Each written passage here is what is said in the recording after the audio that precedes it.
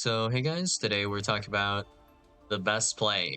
And I mean, there are honestly two types of best plays you can think of. So, we have the actual legitimate best play, like the perfect play, where this is completely the optimal play, no questions about it, and this does the most. You're getting basically the absolute most mileage out of your cards in this situation.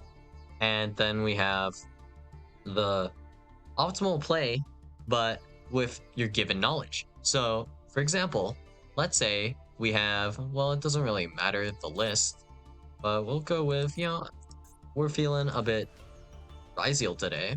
And I've been using Ryziel for my examples a lot. So, yeah, I guess we'll go with Ryziel. So, let's do a test hand, and let's hope we at least get a playable hand. All right. So, we have Ice Ryziel, and then we have Fulos. So we're going to assume in this case, Fulos is actually going to be completely dead this game because of the matchup. So let's say we actually queue up into, I don't know, it could be pretty much anything, honestly. So we'll just go with Labyrinth, let's say, or Eldlik, or something like that, where Fulos barely matters or does kind of nothing. Or maybe like Centurion, but it's a hand where Bolos does literally nothing against them and has no benefit. But you are actually going first, right? So there is actually a lot of reasonable actions here that you can take. So of course there's normal summon Ice Ryziel and trying to resolve your Ryziel combo. We have activating Fulos, and we can actually do this in technically like the draw phase of our turn to play around our opponent's special summoning from their deck or extra deck on our turn, which is an option. But this is bad in the sense that we do want discards with Dugaris. So in the case where we have like X Ryziel instead, we could attempt like special summon X Ryziel and then normal summon Fuelos still, and then let's say the rest of our combo resolves, we won't have Fuelos to discard, assuming our opponent does not summon. So we can't go for that line, and maybe let's see what's on top of our deck, like Maxi. Let's assume this Maxi is going to be game winning and the deciding factor whether we lose or win the duel. Then discarding that Fuelos was actually preventing us from seeing this Maxi. And activating Fuelos in like draw phase, that could actually be a game losing play. And then we have also the inverse of this, where it was actually an insanely good game for us to activate Fulos, and our opponent is playing like a deck where they're actually going to be special summoning on our turn multiple times. So in this case, let's say, I don't know, Tearlament, where they're going to go Havness effect, and then Havness special summon Kikkelos, going to summon Rukelos, and that's the play our opponent's going to do. Or that they'll just make Kikkelos and add something for a turn. And either way, in this specific case, let's just say that the Fuelos is correct and going to be better. And maybe it allows you to, I don't know, let's say you see X Ryziel off the top instead. And that could be absolutely game winning. But I mean, in this case, you are top decking Plasma Hole, which is about the same as the Fuelos anyways, in terms of usefulness with this particular hand. So not really a deciding factor here, per se, unless you maybe drew twice and then drew into Maxi, oddly enough. And then your opponent just regularly special summoned like twice maybe, with something like, I don't know, Ibiru, perhaps? That could be a thing. And then you could draw a potential other two cards. I guess 7th Tachyon is indeed kind of a starter. So you would put back Fuelos to grab X tier, this case, which is actually not combo, so it's still game losing. Technically, it could be in this case, because X to effect a search doesn't work if you control a monster that's not like a level 4 or rank 4. I kind of confused or combined the words there. Rank 4. Wow. Okay. Level or rank 4. And then we actually, if we had more knowledge, let's say our opponent actually doesn't have a starter that can play through what we happen to have. So we have Effect Feller plus Ghost Ogre and Snow Rabbit. So against, let's say, Memento, this would be a decent hand. So we have like normal summon Dark Blade, attempt to activate Dark Blade, Ghost Ogre and Snow Rabbit, destroying Dark Blade, and then Memento Fusion will attempt to resolve in New Chain. You wouldn't chain Memento Fusion to the Ghost Ogre and Snow Rabbit here because you would be forced to pop whatever you summon, and your on summon effects are actually pretty good in Memento, so you'd wait till after, I guess. And then Effect Feller negating the fusion, which will potentially completely stop the turn, depending on which fusion is summoned. So if we go for the 3 guy, and you pop the 3 guy with Memento Fusion, I'm pretty sure that does actually nothing. Let's see. Memento Fusion. What can you add in this case? Nothing. Yeah, okay. So, is there a continuation? If they have another card to destroy, like a card they can set or summon, then they have like a small extension play where you can do effect to add what was the card called? I don't remember. Bone Party? Yeah. You can add Bone Party, pop the fusion, try to special summon Anguish, and go from there to go into combo after that if you have that play. But like it kind of depends on what your opponent does a little bit. Because if your opponent makes the suboptimal play, like maybe you never had a line if they did play optimally. So in this case, optimal play against this might be to go into the 2 material fusion instead of the 3 material fusion, and then to pop that instead, because that is just a better target in like that one case, well, in this specific example case. So yeah, I mean, it gets pretty convoluted, pretty complicated, but yeah, sometimes passing turn can actually be the legitimately optimal play. But if we think about this logically in an actual game, we'll just see our 5 hand cards, we'll see our opponent's card count, their hand count, so we'll know how many cards they're on, how many cards in the extra deck, which it should usually be 15. There's no reason for it to not be at 15 for most cases. So 15 extra deck, and then we can see their card count, so that'd be maybe like 45 card deck, 40 card deck, 60 card deck, and that's about all the information we have. So based off that, we could discern some things. So for example, if our opponent's on 60 cards, maybe they are playing like cards like Maxi, Triple Tactics Talents, that grass that looks greener. We have all those options. So maybe the correct play is knowing that your opponent actually has Triple Tactics, specifically Thrust, and then passing, your opponent has Grass, you can just Ash the Grass, they pass back, they can like Thrust set like an Imperm, and then you'll just draw another starter, and that'll be like actually easy game, I guess. So you can go like normal summon Ice Eel, special summon X next turn, and then you win the game, I guess. In this case, our next card is completely garbage, but if it were like a summon Tachyon instead, we'd put back like a Fulos, and then go from there. Or there's some cases where you want to use Fulos technically early against certain decks, or like Maxi, and that could be game losing. But if you do that, your opponent is actually going to maybe not summon, depending on what deck they're playing. You can sometimes afford to do so. So, for example, with Centurion, we can activate Field Spell, and then if you activate Maxi in, let's say, draw phase, we can just hold onto the Primera there, and then next turn, assuming you are playing a light or dark deck, we can then special summon, let's say, Magnemite, make Chaos Angel, and maybe that is enough to curb your play, or prevent you from being able to do anything. Or maybe you just have no out for Chaos Angel made with light and dark. Then that Maxi was actually done incorrectly because you didn't even get a draw off of the Maxi. where you would have if you waited for Primera's effect to special summon itself. Maybe, I guess, right? And maybe that one extra card would be enough for you to play into whatever Centurion is doing.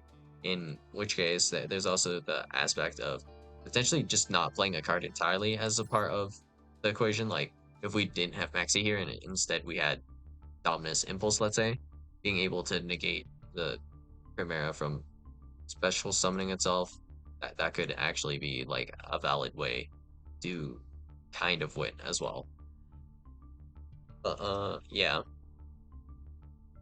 having hidden knowledge is not like something that I really expect here. Like having ESV is just making the general best moves, the best plays for whatever situation. Like normal summon Ice Raziel, my opponent has a trigger, so that means that they have Solemn Judgment. Because as turn player, I should usually have priority to activate Ice Raziel. So my opponent has priority. They literally have to have something with Solemn priority, which yeah, there's only like a few Solemn cards that would do the job here and be able to activate on like Ice Raziel's normal summon. So it has to be like a negate summon type card.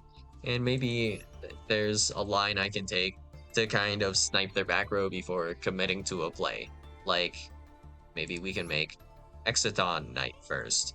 Maybe we can attempt to go into Zeus. We can go into, I guess, like Light Dragon at Ignister or whatever, and try to pop a back row before going into like X, adding Sword Raziel or something to make our play from this position. Maybe we want to special summon Star Raziel to really verify if that's what our opponent has, so we can go like Ice Raziel, activate effect, special summon Star Raziel, and then Star Raziel to add Cross. Because Cross also, even if they do have Solemn, at least we can get a draw after we get like Solemn or whatever. So all of this is not like using our opponent's hidden knowledge. Like we don't know what card it is, but even like if they did not have that card, maybe that is just the optimal play because it's playing around a lot of things. Or maybe it's actually not the optimal play and the correct play was to do something like go into Duo Drive immediately or go into what's his face? The Galaxy guy that prevents your opponent from targeting your cards. Like all of those could presumably be the correct play as well, depending on like exact situation, like hand cards and whatnot. Sometimes you'll have like information on what cards your opponent does have. Like, let's say you saw your opponent add Plasma Hole, then you know they have Plasma Hole, and maybe you do have a line to play around like their actual board, and you can just take that line. But if they have like Ash Blossom, you lose. But you know that's your only line that would be able to beat what you already know. So it wasn't necessarily the wrong answer. It's just you got unlucky that your opponent happened to have specifically Ash Blossom. Like in this case, if they had, let's say, Effect Veiler, or even Maxi, Ghost Ogre, Nibiru, all of those cards would have been fine. Like, even if they had Imperm, also fine. The problem card would be Ash Blossom Joy Spring in this case, where your whole line just crumbles to dust. So in this case, let's say we manage to bait out Cross, or they just don't have Cross for whatever reason. Maybe we destroyed their back row, and we attempt to add or activate Branded Fusion. Our opponent activates Ash Blossom Joy Spring, and the game is just done. And we have no options, let's say, in this case. Nothing we could have really done about that, except the only change here would be our opponent opened a different card aside from like Ash Blossom Joy Spring, or didn't draw into Ash Blossom Joy Spring. And that's all we could have ever hoped for in that specific like game, I guess. And we had no lines to play around that. So even though we lost, we still technically did play optimally, let's say. But, you know, there was just nothing we could have done in that game state, which is fine. But, you know, if there was something you could have done, nothing feels worse than, like, kind of misplaying a little bit. But, like, I think seeing certain lines and being able to execute based on like your knowledge, like that's pretty much what is expected of, I guess, like a good player, a great player, or even maybe if I would so boldly say a pro player.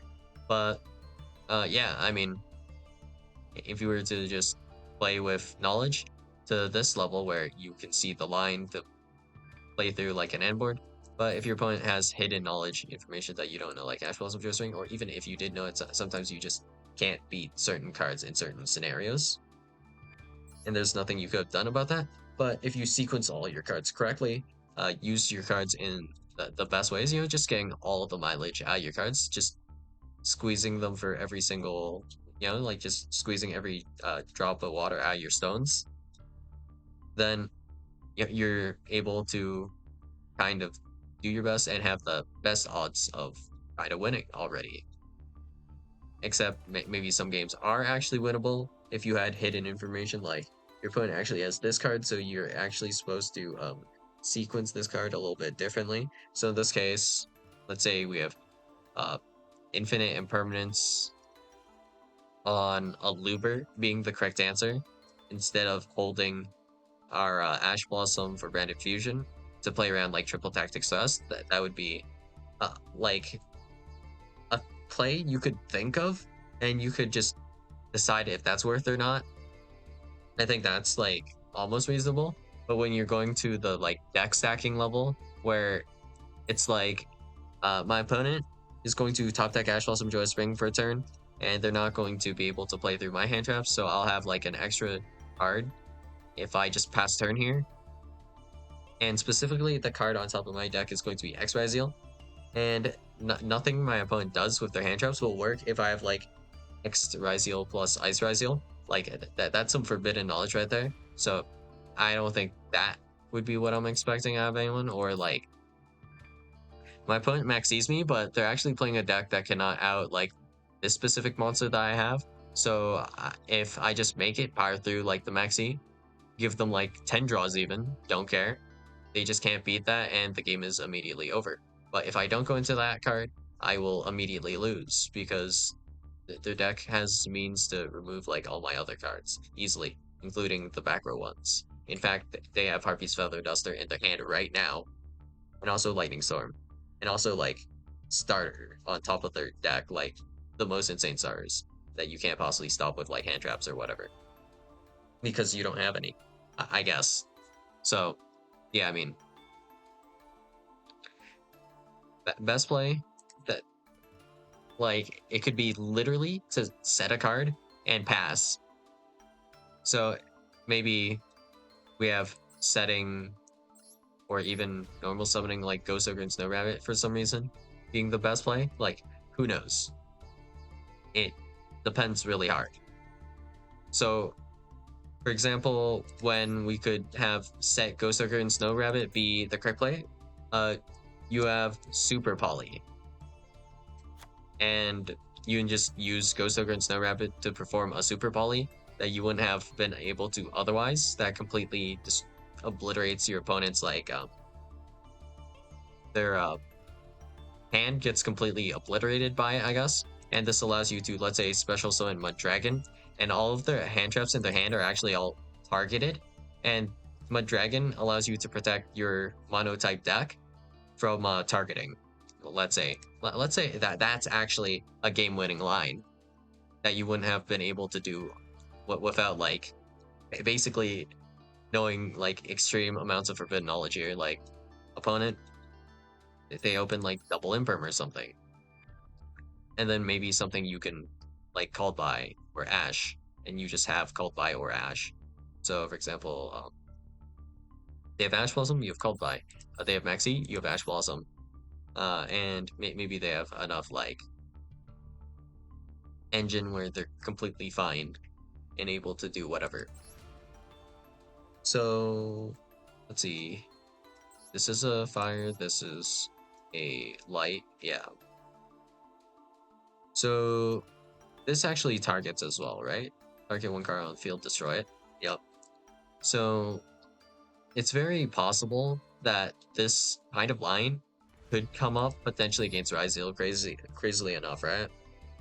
Where you could just like super poly away the Ice Ryzeal, for example, and then your opponent just doesn't have a play. So let's say specifically with their hand, their play is going to be Special Summon X Ryzeal.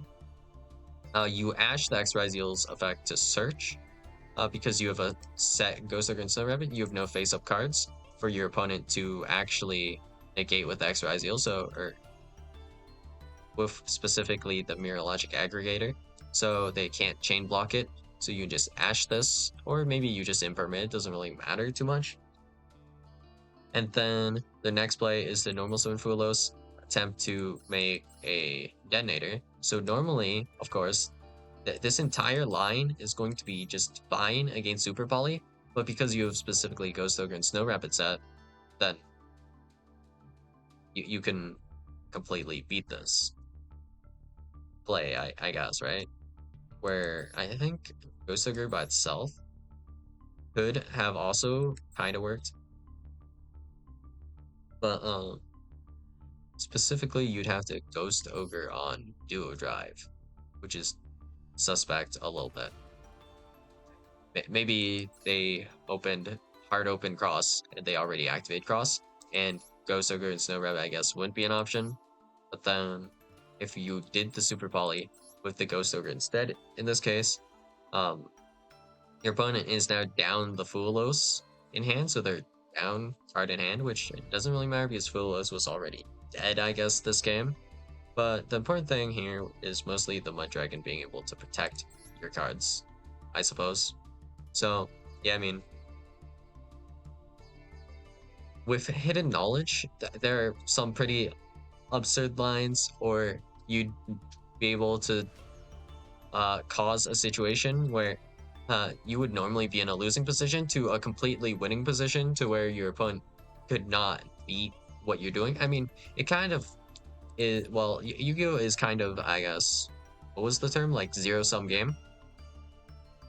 Where if we actually look at all of our knowledge, like, or no, if we have all the information, so like hand cards, extra deck cards, deck order, if we have all of that information and we know all of the optimal moves or the moves that will be played, of course, like before they're even played, then we already know the result of the game, right? So let's say I have Ice Ryzeal, Ice Ryzeal, Ice Ryzeal, and then we have, let's say, Ryzeal Cross and Forbidden Droplet, and then our opponent here activates, so normal summon Ice Ryzeal, Ash on that, special summon Ice Ryzeal, pitching, I don't know, Ice Ryzeal, and then attempt to make Duo Drive effect, gets impermed, you have absolutely no play, and now you're sitting on, like, a Monster Negate and a Dream, and then your opponent, like, activates some spell